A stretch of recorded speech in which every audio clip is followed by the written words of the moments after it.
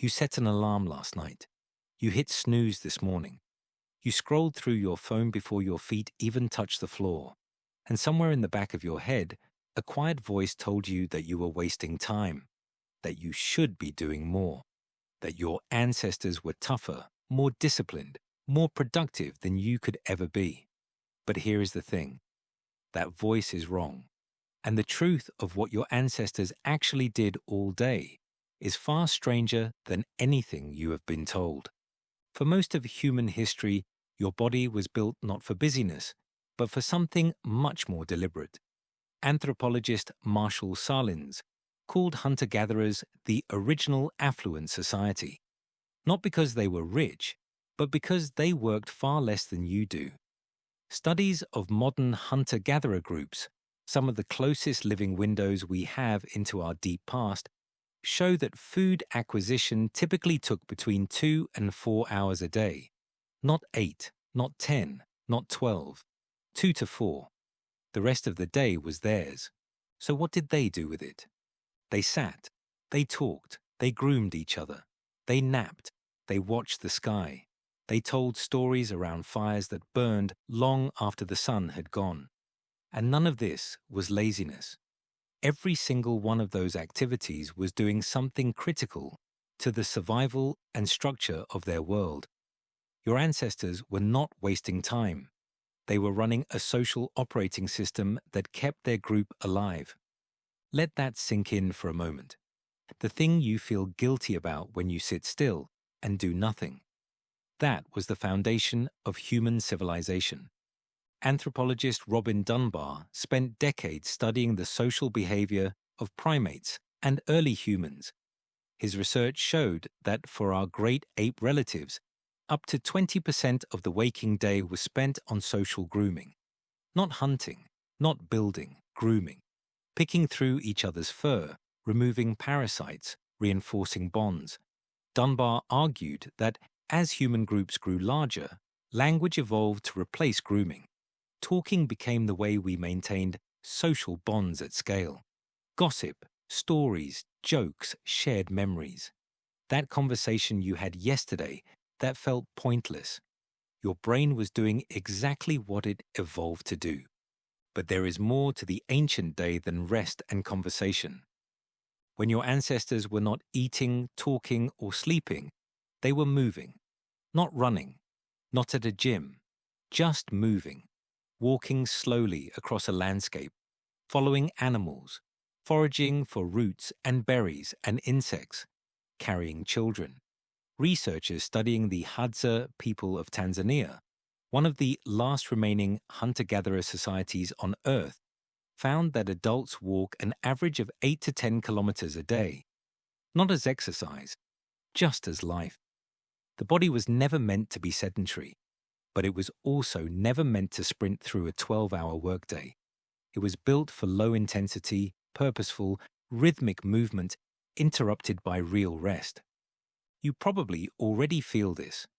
On the days you walk slowly through a park, your mind clears. On the days you sit at a desk for 10 hours, something in you feels wrong. That is not a personal failing. That is your ancient nervous system sending you a signal from 200,000 years ago. Now here is where it gets truly strange. Archaeological evidence and observations of modern forager groups suggest that play was not something reserved for children. Adults played regularly. The Kung San people of southern Africa, studied extensively by anthropologist Richard Lee in the 1960s and 70s, spent significant portions of the day in laughter, dance, music, and games. Lee documented that his subjects often worked as little as 15 hours per week gathering sufficient food. 15 hours. And the rest of their waking lives included storytelling, art making, and what can only honestly be described as play. Your brain was built in that world. And when you take a walk for no reason, doodle in a notebook, or lose yourself in something completely unproductive, your brain is not malfunctioning. It is running a very old program. There is also the matter of sleep. And this is perhaps the most counterintuitive piece of the ancient human day. Researcher Jerome Siegel, a neuroscientist at UCLA, studied the sleep patterns of 3 traditional societies in Tanzania, Namibia, and Bolivia, with no access to artificial light. What he found upended decades of assumptions. These groups did not sleep 8 hours straight. They slept in 2 phases, a shorter sleep after sunset, then a quiet waking period in the middle of the night, often around an hour or 2, then sleep again until just after sunrise. During that middle of the night waking, people lay still, talked quietly, sometimes had sex, sometimes prayed. The historian Roger Ekirch found references to this same pattern, called first sleep and second sleep, threaded throughout medieval European literature. This was once the normal human night. The fragmented, anxious 3 a.m. awakening you experience is not insomnia. It is your ancient body trying to run its original nighttime routine in a world that has no space for it. The ancient human day was also punctuated by something modern life almost entirely lacks: silence. Not the absence of sound, but the absence of obligation.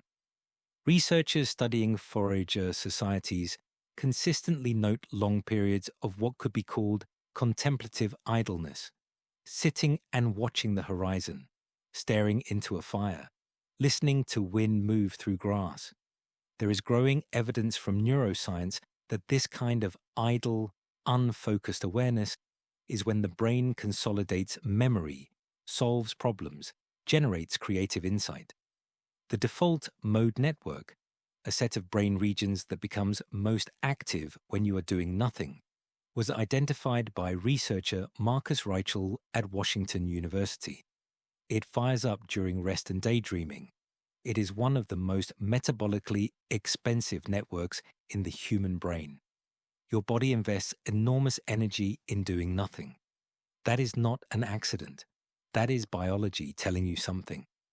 The idea that productivity is virtue is less than 200 years old. It arrived with the Industrial Revolution, with factory schedules and time clocks and the commodification of human hours. Before that, the human day was not organized around output.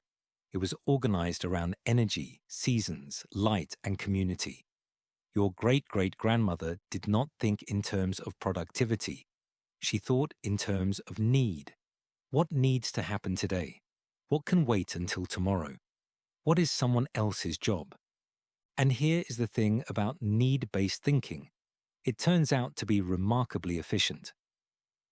When anthropologist David Graeber studied labor patterns across human societies, he found that people who work in direct relationship to necessity, rather than abstract incentive, tend to work intensely for short bursts and rest fully between them. No long, slow death of attention across a 12-hour stretch. Brief, focused effort, then real recovery, then effort again. This is how your nervous system was built to work. It is also why every productivity expert eventually rediscovers interval-based work after thousands of years of human bodies already knowing the answer. Your ancestors did not hustle. They did not grind. They did not optimize. They woke with the light. They moved when movement was needed. They talked to the people they loved. They ate what the world offered. They rested deeply and without guilt. They watched fires. They made things with their hands. They listened to each other's voices in the dark. And then they slept, woke in the middle of the night, lay there quietly for a while in the space between things, and drifted off again. Tonight, when you lie awake at 3 a.m., staring at the ceiling and waiting for sleep to come back, notice what your body is doing. It is not broken. It is not anxious. It is doing something ancient, something your ancestors did in firelit shelters on the edge of a world that had no clocks. You are, for just a moment, living exactly as they did. And if you let yourself stay there, in the quiet, in the dark, in the space between first sleep and second, you might realize that the oldest version of human rest was never about being unconscious. It was about being still.